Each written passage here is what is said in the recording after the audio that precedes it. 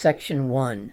Who I was before that night of my victimization. The interrogation room smelled like old coffee and disinfectant. Under the fluorescent lights, two detectives fired questions at me, their eyes hard, their minds already made up. They never asked who I was, never asked about the life I'd lived before October 1st, 2004, never wondered if the man sitting across from them, blood still covering my shirt, shorts, socks, and sneakers, was capable of what they suspected. My name is Bruce. This section isn't about proving innocence through alibis or opportunity. It's about something the justice system rarely considers, whether a person's entire life can testify to their character. I grew up knowing violence intimately, not as the one who inflicted it, but as its target. My parents taught me what fists could do, what emotional starvation felt like. Most children learn love first. I learned its absence. That education shaped me, but not in the way you might expect.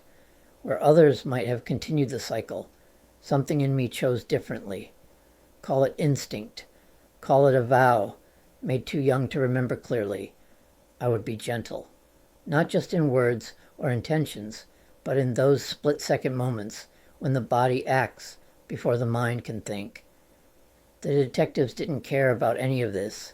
They had their unshakable theory, and no amount of evidence or observation would matter to them.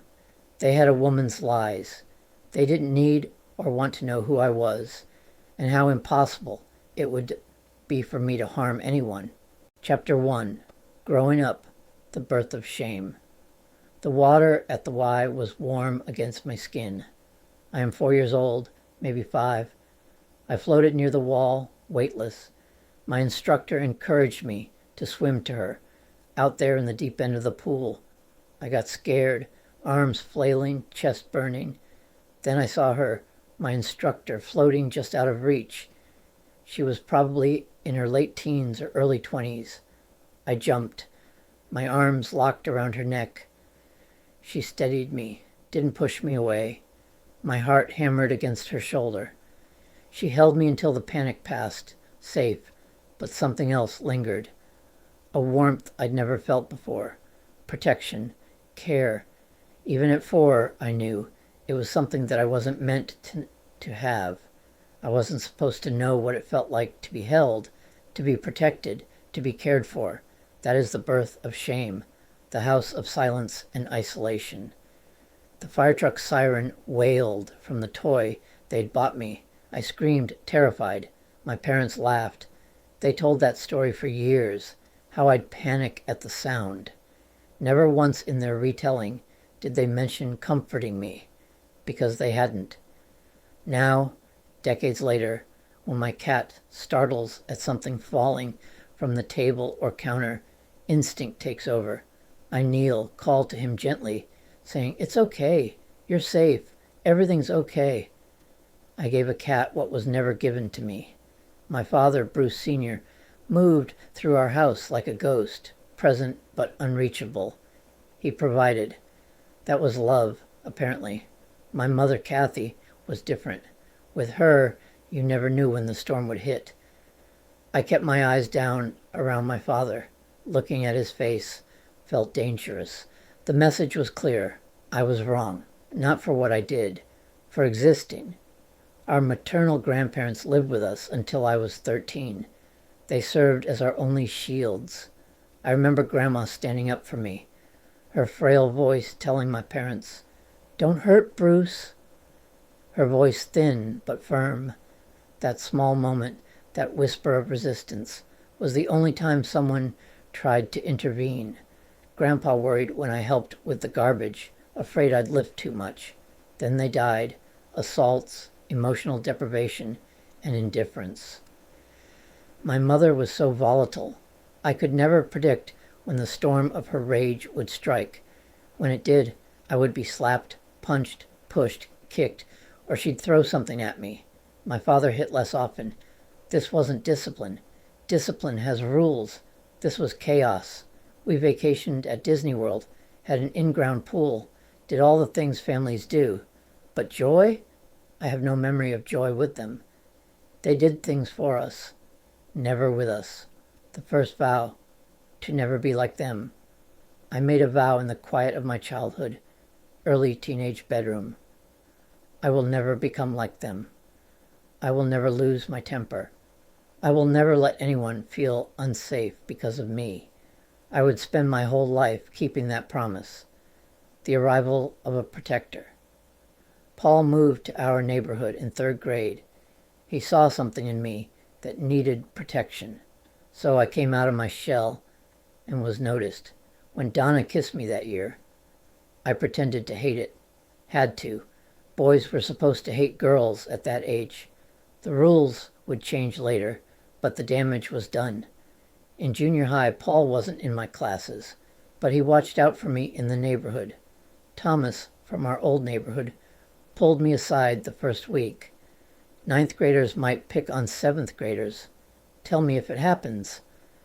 It rarely did. When it did, Paul handled it. Once, biking up a hill, a dog charged us. I froze.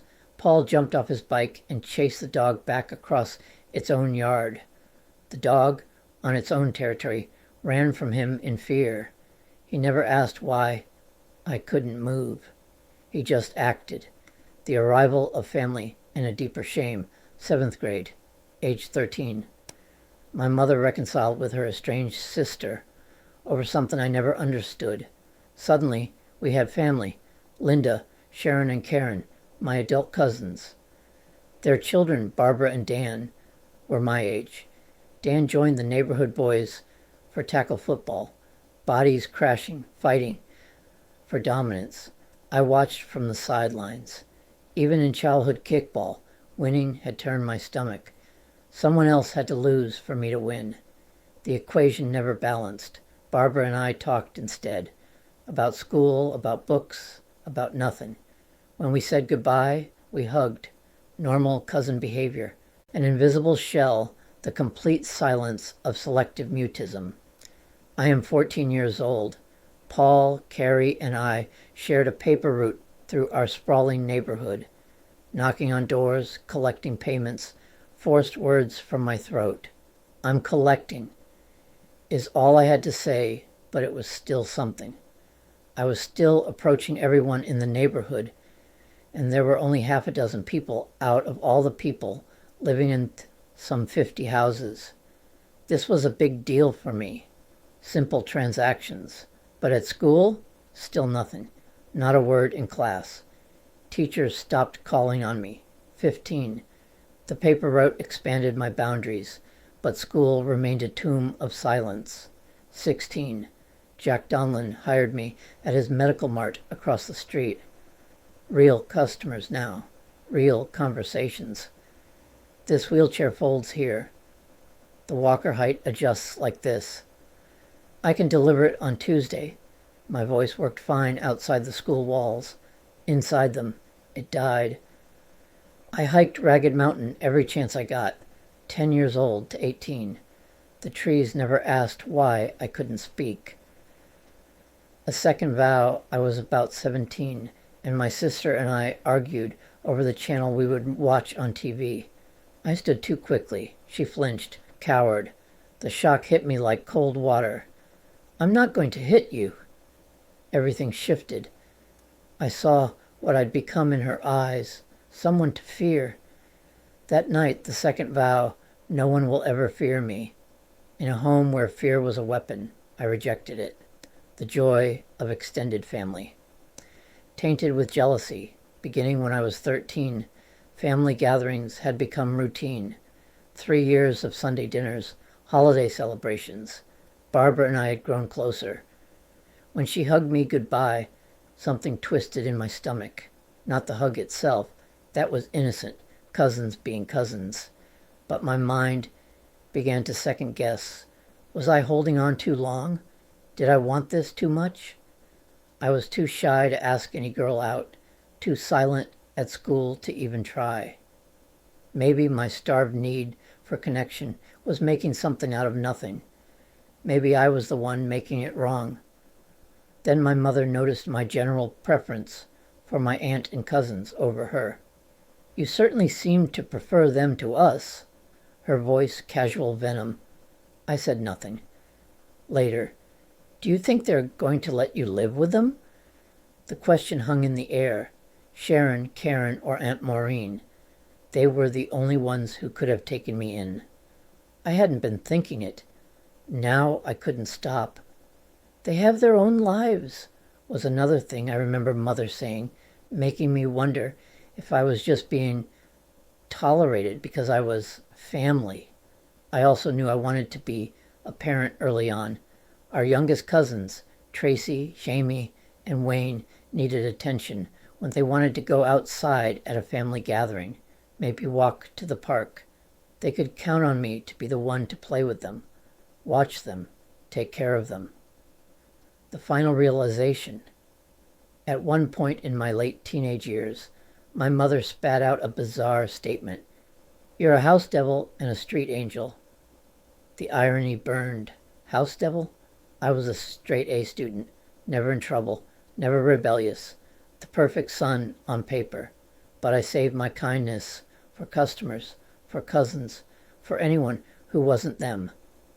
At home, I gave them only silence and distance. She was right about one thing.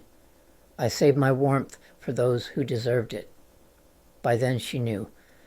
After 4 years of family gatherings, of me lighting up around my aunt and cousins, while staying dim at home, she knew exactly where I wished I belonged. I'd wanted parents, just not mine,